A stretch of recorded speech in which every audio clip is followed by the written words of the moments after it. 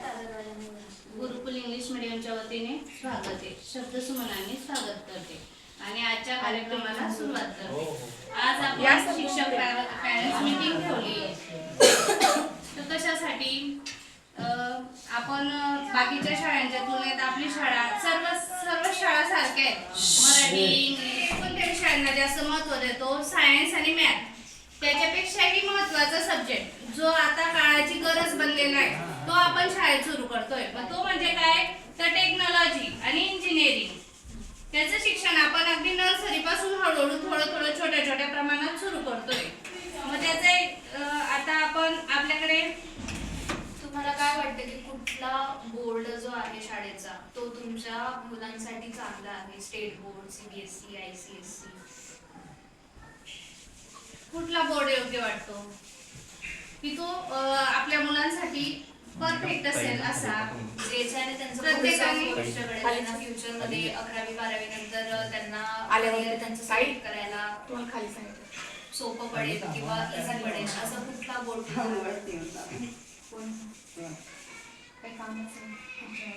कोणीच बोलत नाही. म्हणजे जसं की सीबीएसई बोर्ड आहे. आता बघा आपण सगळे मराठी मीडियम मध्ये शिकलेले, तुम्ही म्हणा की आम्ही म्हणा मराठी मीडियमचे स्टुडंट होतो. मग त्याच्यापेक्षा चांगलं सेमी पेक्षा भारी अजून स्टेट बोर्ड, त्याच्यापेक्षा भारी सीबीएसई, त्याच्यापेक्षा भारी आयसीएसई. मग कोणता बोर्ड चांगला असेल आपल्या मुलांसाठी?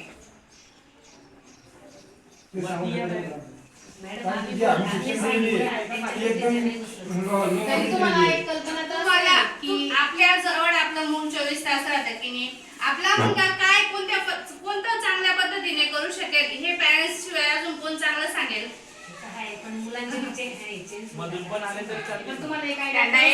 मला असं वाटतं की माझा मुलगा या बोर्ड मध्ये शिकला पाहिजे. सीबीएसई. अजून कोण के मॅडम बोलले आता सीबीएसई बोर्ड ठीक राहील माझ्या मुलीसाठी. मग तुम्हाला अजून बाकीच्यांना कोणाला वाटतं की सीबीएसई चांगलं राहील? त्याच्यापेक्षा अजून चांगला आयसीएसई बोर्ड म्हटला जातो. कारण सीबीएसईचा असा अनुभव आहे की माझा मुलगा त्याचं शिकतोय. काय शिकतो म्हणजे तिथं जे लँग्वेज वगैरे रायटिंग किंवा असं बोलणं वगैरे त्याला ती हे आता आपण जशी मराठी शाळेत जायचं ना त्याच्यातली सेमी होती ना त्याच्यापेक्षा वेगळं आहे असं. थोडंफार वेगळं आहे. थोडंफार तर सर्वीकडेच वेगळं राहील म्हणून तर ते बनवलेले आहे. स्टेट बोर्ड मध्ये ते इंग्लिशच शिकवणार, सीबीएसई मध्ये थोडं जास्त शिकवणार काहीतरी, त्याच्यापेक्षा थोडं जास्त अजून आयसीएसई मध्ये शिकवणार. आणि कसं शिकवणार, काय शिकवणार हे टीचर्सवर डिपेंड करतं, हे शाळेत डिपेंड करतं. हे बोर्डावर डिपेंड नाही करत. बोर्डात तर तुमच्या पुस्तकं ऑलरेडी छापलेले असतात ना, तर त्याच्यामध्ये ऑलरेडी असतं सर्व आणि तेच सर्वीकडे हे होतं. मग आपण ठीक आहे, मग आपण असं दोन शाळा पण कम्पेअर करतो की अरे ओरियन सीबीएसई चांगली की दुसरी अजून कुठली सीबीएसई चांगली, असं पण आपण कंपॅरिझन करत असतो. ते का करत असतो?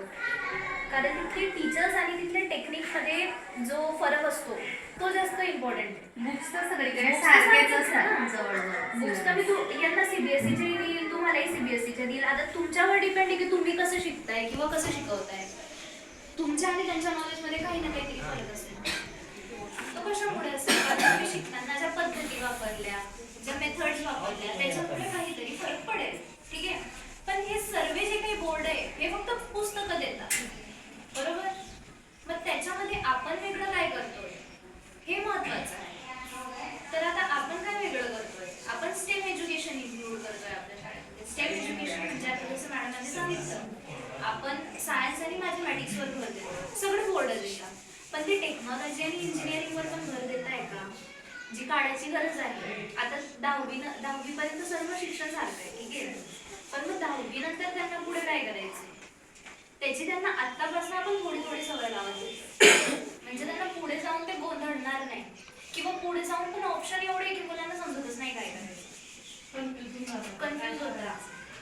आज हे जर का त्यांनी इंजिनिअरिंग एका याच्यात जरी केली त्याच्यामध्ये पण त्यांना अजून 17 ऑप्शन आहे, तिथे पण ते कन्फ्युज होतात. असं मग आपल्याला मुलांचा जो करिअरचा पाय आहे तो आतापासून पक्का करायचा, तर तो आता ह्या कोर्स थ्रू होणार आहे.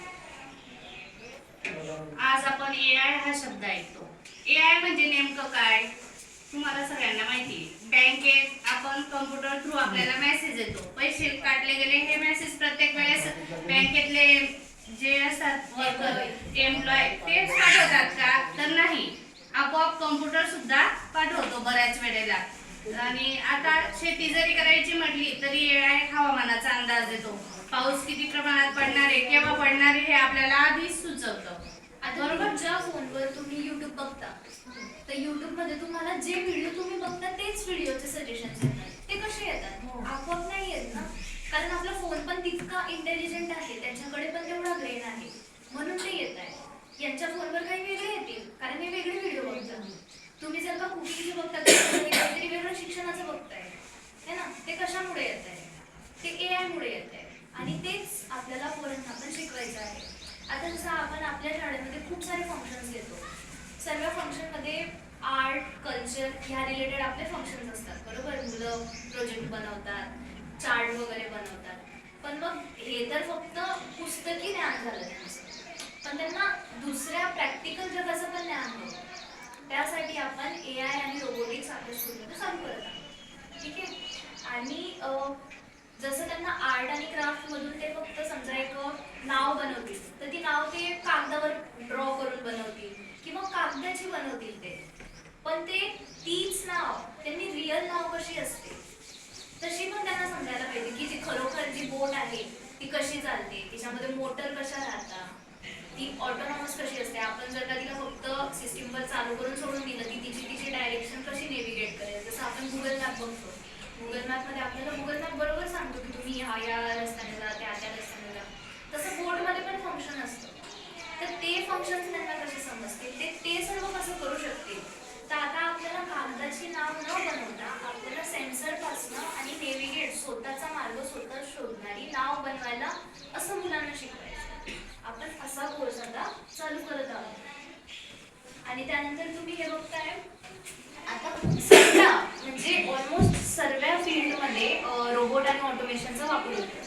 रोबोट्स म्हणजे तुम्हाला माहिती आहे, रोबोट ऐकल्यावर तुम्हाला काय वाटतं, काय इमेज येते तुमच्या डोळ्यापुढे की रोबोट काय काय करू शकतो? रोबोट म्हणजे माणूस एवढं म्हणजे आपल्याला त्याचा माइंड चालणार नाही. आपण जेवढं त्याच्यात डाटा टाकू तेवढाच तो चालू शकतो, त्यांना जेव्हा आपण सर्व कामं करू शकतो. पण आपण काय त्याच्यात मेमरी टाकली आहे, बरोबर, आपण काय त्याच्यात डिवाइस टाकली त्याच्यावर तो तेवढंच काम करू शकतो. तो तेवढंच काम करतो. 50 प्रकारच्या रेसिपीज तो अवेलेबल करून काय सांगतोय? कारण असं नाही की त्याला आपण जेवढं नॉलेज दिलंय त्याच्याकडे तेवढंच, त्याच्यापेक्षा भरपूर नॉलेज पण आहे. आता तो स्वतः पण शिकतोय की स्वतःचं नॉलेज कसं डेव्हलप करायचं. ठीक आहे. तर त्याच्या जगामध्ये AI एवढा पुढे गेलेला आहे. आणि चायना, अमेरिका इकडे मुलांना नर्सरी पासून घेऊन तर हे सर्व शिक्षण दिलं जातं. आपल्याकडे हे अजून आलेलं नाहीये, म्हणून आपण आता हे चालू करण्याचा हे घेतलंय, डिसिजन घेतलंय. तर आता हे बघा, हा जो फोटो आहे याच्यामध्ये ही लोक हॉस्पिटलमध्ये रोबोटचा वापर करून ऑपरेशन करत आहेत. ठीक आहे. तर आता हॉस्पिटलमध्ये डॉक्टरला तिथे उभं राहून ऑपरेशन करण्याची गरज नाहीये, तो एका कम्प्युटरवर बसून कॅमेराने. आता भारतातला डॉक्टर अमेरिकेत पण ऑपरेशन करू शकतो भारतात बसून. ठीक आहे.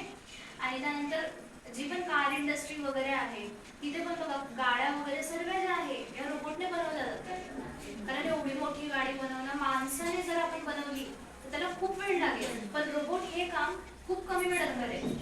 आणि आता घर साफसफाईसाठी पण रोबोट आलेले आहेत. त्यानंतर बरेच रोबोट आहे अजून. चायनामध्ये रिसेप्शनसाठी पण रोबोट आहे, रिसेप्शनिस्टला रिप्लेस केलं त्याने. असे भरपूर प्रकारचे रोबोट वापरले जात आहेत. त्यानंतर आपलं आपण फवारण्या मारतो ना शेतामध्ये, तिथे पण फवारण्या मारण्यासाठी लोक न वापरता आता शेतकरी ड्रोन वापरताय. ड्रोन मध्ये ते फवारणीचं हे भरतात आणि ते चालवतात, असं पण मानलं जातं.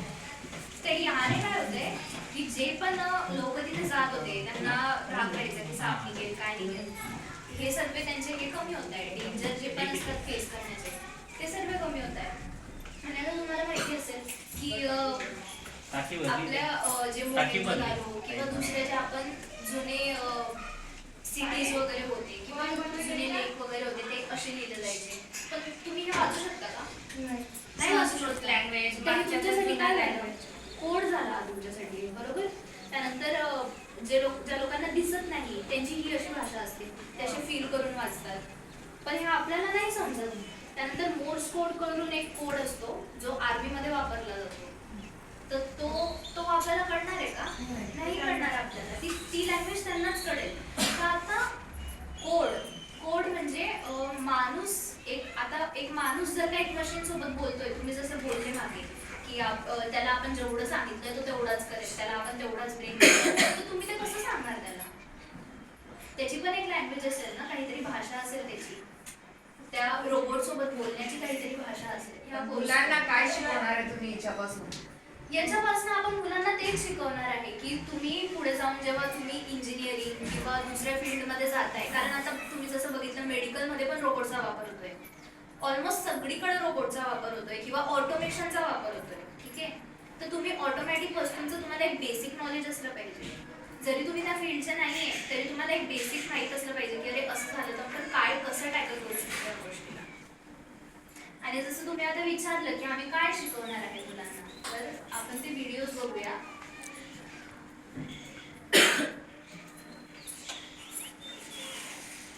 हे बघा, आता हा ऑटोमॅटिक डोर आहे. याच्या समोर जर काही आलं तर तो आपोआप उघडतो, आपोआप ओपन होतो.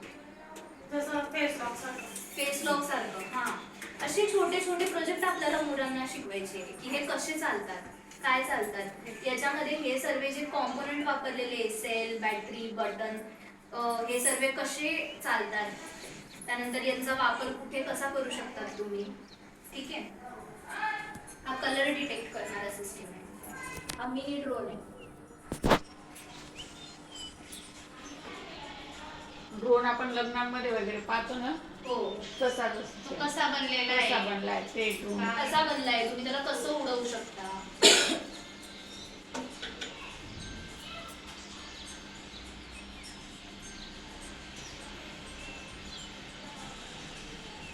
हे बघा, आता कागदाची नाव आपण शिकवली. सेन्सर लावून बोट कशी पाण्यात चालेल आपोआप ते आपण शिकवलं. देशांमध्ये केव्हाच चालू झालंय.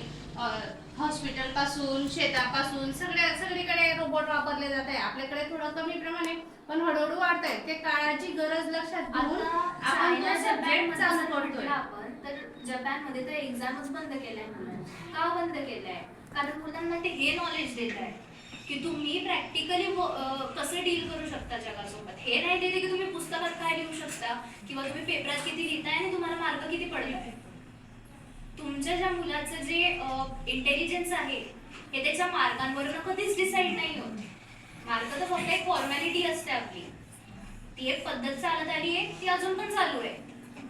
पण आपल्याला त्यासाठी काहीतरी असं करायचंय ज्यामध्ये त्यांना फ्युचरमध्ये हेल्प होईल आणि ते फ्युचर रेडी होतील. प्रॅक्टिकल नॉलेज द्यायचं आहे थोडक्यात.